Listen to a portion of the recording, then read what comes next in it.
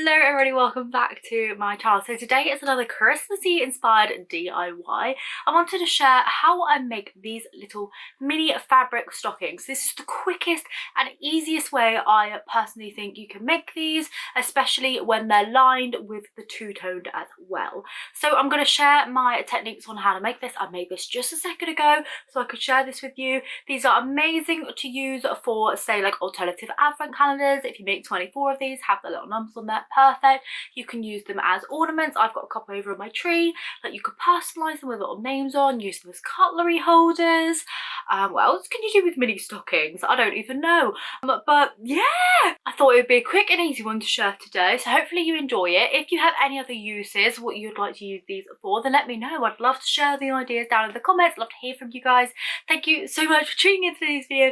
If you want to subscribe, I would love to have you. If you would like this video before watching, before leaving, I would highly appreciate any interaction, any engagement with the video. It means a lot to me. So thank you so much for tuning in, and I'm just gonna get stuck straight on into the DIY. First things first, we're gonna need to draw a template just so that we can get them all kind of even, especially if you're going to be using these as an advent calendar piece. You want to make sure they're kind of all the same. So what I like to do is just take a bit of scrap cardboard, draw a line to begin with. You can obviously do this in any shape that you like. Everyone always has different like style stockings that they like better, don't they? But I'm just going to freehand this, and if I imagine like where I would like the turn to be, like that, kind of see it all as one and how the piece will turn out. So I'm not going to include that bit there because I don't like that bit today. I want a nice simple shape.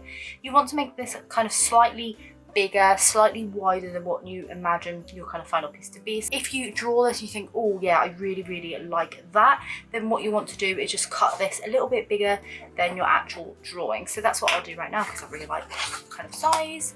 So I'm going to cut kind of on the outside of those lines, just so that obviously when it turns the right size way around, we won't lose that final shape. So now I've got my template cut. You do want to turn it over just to make sure that you're 100% happy with it. I always find when I turn it over that sometimes it could look really good on this side from a drawing, and I'm going to turn it that side, not so much. So I'm going to go in and smooth mine out a bit, make this little corner here just a little bit more pronounced. Yeah, liking that. The template put aside, you're going to need some fabric. What you want to make sure is that when you fold it in half, you've got enough for the whole template plus an extra bit of the cuff on top.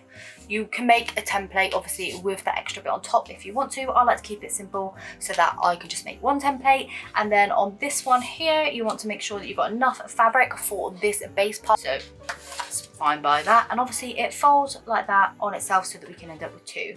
What you want to do is place these pieces of fabric right sides together like so, and we want to join them, stitching just in a nice straight stitch along there. As always, when stitching, you want to back stitch at the start and back stitch at the finish, so watch me go.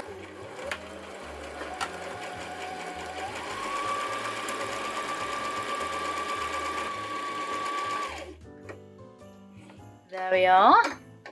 So with the two pieces stitched together, as you can see, I've just ironed out those two hems, just to kind of like flatten that edge out, just to make it nice and flat. You want to roll it right sides together and then just kind of match up those seams, line them all up, make sure it's sitting flat, then just pop a pin in just to keep it down into place. There we go, nice. You could also do it on this side if you want, but I like to just speed things up. So with the template, you're just going to take that and make sure that the edge of the template and the top of the cuff is just sitting at that little kind of like seam and join there. Just got to draw around that whilst it's on the fabric. This one here, by the way, is the kind of outside fabric, so I'm going to have a red one with a starry cuff because I think that's going to look adorable. So next you want to get this side, turn it over and work out where we're going to place this. So in order to place this, what you're going to need to do is add on the same amount as your cuff. So I just like to pop in a couple of dots like that, move it over, keeping it kind of in line, going around this one here as well. You're also going to want to mark out the cuff again. That's for the little loop, and if it helps, you can just join these up just as straight lines from each side like so. Like I said here, this second line, like the one closer to the bottom, it's where you're going to want to put your little loop in if you want a loop at the back of it. So I turn it around and make sure that my loop is facing like in line with that heel. So where that second little dot is, you're going to pop the loop in so that it lines up with that, and you may want to just pin that down into place just to make sure it kind of stays there as we stitch it together.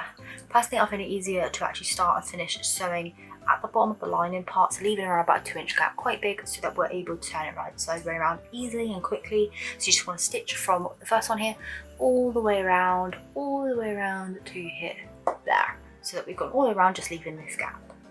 So back over to the sewing machine again. I've actually just got a red thread in this time because the kind of outside of it is going to be red. I'm going to back stitch at the start, and I'm going to sew all the way around, back stitching at the end.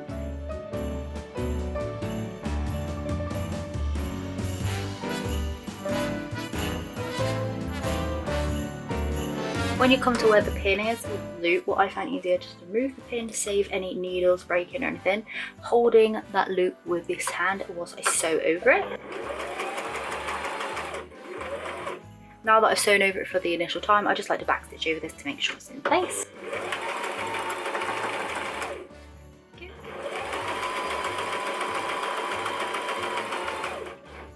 And now that I'm out of the base, just back stitch that down. Since they're all sewn with my pinking shears, I'm just going to remove any excess. Just like so. You want to save these scraps, put them to the side, or reuse them for something. I am hopefully going to be reusing the scraps in another DIY coming up very soon, so you'll definitely need these for something, I'm sure. I'm going to keep them all to size, especially these colours, because I love the blue and the red combo this year, which you will see in my DIYs coming, I'm sure. So now I've got all them cut off, put that to the side. What's really important is actually just putting in some snips around about the ankle, just like that, and in at this ankle as well. There we go. So turning it right sides way around through the gap in the toe. You can stitch this shut once you're done as well, but to be honest, I don't really bother, again, to save time. It's just easier for me to just leave it kind of open. It's going to be inside anyway as the lining, so it's completely down to you, but I always tend to leave that open. It is just a quick stitch, but when it's for me, I don't bother. So once you have all your little pieces like all this is what your stocking will look like. It's a bit tricky. I haven't stitched up that bit because, you know, saving time, it doesn't really matter too much, especially because I'm keeping these myself. Just want to poke these kind of like tip of this stocking through. What I like to do is kind of get my kind of hand in the toe section of the lining one, and then just push on down and meet up the kind of toes with the toes of the outer ones to begin with. So I place that down, and then it really is just a case of kind of like flatten it out as possible, getting the lining to line up there. So I'm just popping my finger in and spreading out the toes of the starry one, so they mix one of that, making sure the heel seams are placed down there. This ankle bit's nice and straight, lining it all up. That's feeling good. What you may want to do now is iron this down. I'll iron it after, just because I can't bother to go downstairs. All that's left to do is just turn over the cuff part. Your little loop should be already in the right place. There we go. Cutest little mini stocking ever. So there's the little stocking all done. I'll just show you up close so you can get a nice good view. Look at that, absolutely gorgeous. We got the little loop on there which you can hang on to a little garland. You can make this bigger as well if you want to make them into ornaments. Obviously the whole entire thing is lined in there, so it feels like a really good quality. This is just made out of cotton fabric. I really like it. I think they're so effective. I've got a few hairs on there. It's not good, is it? Sorry if you've seen that. I think it's from a jumper, either from a jumper or my dog. always the way, especially when wearing fuzzy little fleeces. I'm really into fleeces this year. But yeah, thanks so much for tuning in today. Hopefully you have enjoyed this DIY. It was just a quick and simple one today. My next one will be charity shop video ones. You know, in my last charity shop haul where I shared all those bits, I've been working on that, so that's probably the DIY coming next. Anyway, thank you so much for tuning in, and I will see you again very soon for another video. Bye.